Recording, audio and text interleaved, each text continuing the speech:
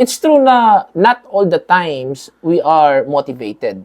Pero ang lagi kong prinsipyo dyan, in the absence of motivation, there must be discipline. Ibig sabihin, kahit hindi ako motivated ngayong araw na ito, but because there is discipline deep within me, gagawin ko pa rin yon. Kasi talagang araw-araw, maraming mga bagay na nagpapa-demotivate sa atin. Minsan sa bahay lang, minsan sa work natin, minsan sa environment. Pero always remember, hindi ibig sabihin na demotivated ka, hindi ka na magtatrabaho. Because, lagi mong tatandaan, difficulties in life are intended to make us better, not bitter.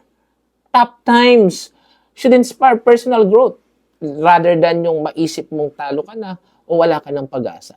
Dapat at all times, regardless of the situation, you must be determined enough to make action and stay motivated.